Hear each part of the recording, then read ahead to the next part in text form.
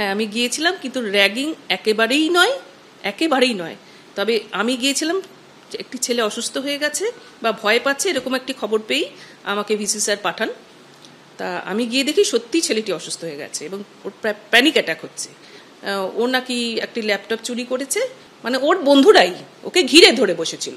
Hostel সুপারও ওখানে ছিল, কোনো রকম অ্যাসল্ট বা কিচ্ছু হয়নি, এবং উত্তপ্ত আলোচনা, অন্যান্য ছেলেরা খুব উত্তপ্ত আলোচনা। কিন্তু আমি দেখলাম ছেলেটিকে ভর্তি করতে হবে, নইলে ও শরীর খারাপ হয়ে যেতে পারে। রাতে তো আমরা চলে আসবো, তখন ছেলেটি অসুস্থ হয়ে গেলে তখন কি হবে? তখন আমি ওকে সঙ্গে সঙ্গে ভর্তি করাই, অ্যাম্বুলেন্স ডেকে কেপিসিতে ভর্তি করাই।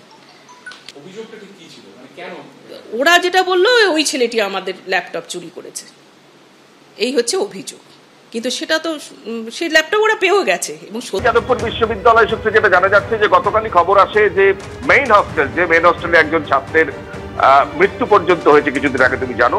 সেই মেইন হস্টেলে একজন ছাত্র আহত হয়েছেন, এমনটা খবর আসে বিশ্ববিদ্যালয় কর্তৃপক্ষের কাছে। এবং মেডিকেল সুপারিনটেন্ডেন্ট কাল রাত 8টা নাগাদ হস্টেলে যান, কিন্তু তিনি যেটা অভিযোগ করছেন যে সেখানে তিনি দেখেন যে প্রচুর ছাত্র সেই ছাত্রকে ঘিরে ধরে আছে, এবং ছাত্রদের তরফ থেকে অভিযোগ করা হচ্ছে তিনি একটা ল্যাপটপ চুরি করেছেন। সেই অভিযোগ, যদিও ল্যাপটপটা পরে পাওয়া গেছে এমনটাও তিনি দাবি করছেন।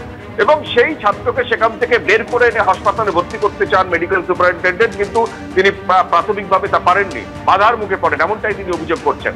এবং কোন রকমে তারপর 1 ঘন্টা পর বেরিয়ে এসে হাসপাতালে ভর্তি করতে হয় সেই ছাত্রকে। মানসিকভাবে তিনি বিপর্যস্ত। পুরুলিয়ার থেকে আগত ওই ছাত্র, কম্পিউটার ইঞ্জিনিয়ারিং এর ছাত্র, এবং সান্ধ্য বিভাগে ওই ছাত্র পড়াশোনা করেন। অর্থাৎ সেই ছাত্র মানসিকভাবে বিপর্যস্ত হয়ে পড়েছেন, এমনটাই মেডিকেল সুপারিনটেন্ডেন্ট জানাচ্ছেন। এবং প্রাথমিকভাবে গোটা বিশ্ববিদ্যালয়ে খবর এসছে ওই ছাত্রের মা এবং বাবা কলকাতায় এসে পৌঁছেছেন। ছাত্রদের তরফ থেকে, যারা হস্টেলে আছেন তাদের তরফ থেকে যেটা দাবি করা হচ্ছে যে ওই ছাত্র চুরিতে অভিযুক্ত, এবং মেডিকেল সুপারিনটেন্ডেন্ট যেটা দাবি করছেন যে এবং সেখানে তাকে ছাত্রকে উদ্ধার করতে গেলে ব্যাপক বাধার মুখে পড়তে হয়, এবং ছাত্ররা দাবি করে যে এখানেই বিচার করতে হবে, তারপর তাকে নিয়ে যাওয়া হবে। কোন রকমের মেডিকেল সুপারিনটেন্ডেন্ট ওই ছাত্রকে নিয়ে হাসপাতালে ভর্তি করেছেন। এখন স্থিতিশীল আছে ছাত্র, কিন্তু গোটা বিষয়ে একটা চাঞ্চল্য ছড়িয়েছে। এখনো পর্যন্ত অফিসিয়ালি লিখিতভাবে কোনো অভিযোগ দায়ের হয়নি, কিন্তু বিশ্ববিদ্যালয় কর্তৃপক্ষ অ্যান্টি র্যাগিং স্কোয়াডকে সেই হাসপাতালে পাঠিয়েছে, এমনটাই সূত্র মারফত জানা যাচ্ছে, এবং গোটা বিষয়টা খতিয়ে দেখার আশ্বাস দিয়েছেন। এবং স্বয়ং মেডিকেল সুপারিনটেন্ডেন্ট, যিনি বিশ্ববিদ্যালয় মেডিকেল সুপারিনটেন্ডেন্ট, তিনি যেভাবে বাধার মুখে পড়েছেন এবং উদ্ধার করে হাসপাতালে ভর্তি করতে হয়েছে একজন ছাত্রকে হস্টেল থেকে, সামাজিকভাবে একটা নতুন করে জল্পনা তৈরি হয়েছে যাদবপুরের সেই মেইন হস্টেল, সেই যাদবপুর বিশ্ববিদ্যালয় যেখানে কিছুদিন আগে একটা ছাত্রের মৃত্যুর ঘটনা ঘটেছে। এখনো অধিকাংশ তার সহপাঠী এবং তারা জেলে আছেন। সেই ঘটনার পর আবার ছাত্রকে একটা নির্যাতনের অভিযোগ উঠেছে। সেই অভিযোগ উঠছে। কৃষ্ণেন্দু, তুমি আমাদের সঙ্গে থাকো। কৃষ্ণেন্দু, তুমি জানাচ্ছিলে যে ওই ছাত্র তিনি মানসিকভাবে বিপর্যস্ত, কেমন রয়েছেন ওই ছাত্র? দেখো, যেটা বিশ্ববিদ্যালয় সূত্রে জানা যাচ্ছে তিনি শারীরিকভাবে স্থিতিশীল, কিন্তু মানসিকভাবে বিপর্যস্ত হয়ে পড়েছেন। কারণ গতকাল মেডিকেল সুপারিনটেন্ডেন্ট যখন হস্টেলে যান তখন দেখেন তিনি অসুস্থ অবস্থায় ছিলেন, এবং তার জন্য তাকে হাসপাতালে নিয়ে যাওয়ার প্রয়োজন বোধ করেন, এবং তারপর হাসপাতালে পাঠানো হয়।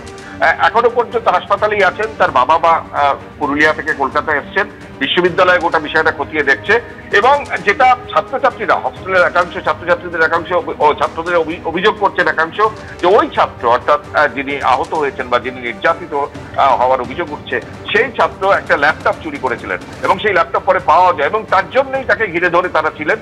যদিও বিশ্ববিদ্যালয় কর্তৃপক্ষ এখনো অফিসিয়ালি এখনো পর্যন্ত কেউ কোনো অভিযোগ দায়ের করেনি, কিন্তু গোটা বিষয়টা খতিয়ে দেখা হচ্ছে। কারণ এই যাদবপুরের এই মেইন হস্টেলে যে ঘটনা কিছুদিন আগে ঘটেছে, গোটা বাংলায় তোলপাড় হয়ে গেছিল। তারপর একজন ছাত্র, তাকে উদ্ধার করতে গেলে মেডিকেল সুপারিনটেন্ডেন্টকে এইভাবে আটকে রাখার অভিযোগ উঠেছে, তা নিয়ে বিশ্ববিদ্যালয় কর্তৃপক্ষ খতিয়ে রাখার আশ্বাস দিচ্ছে।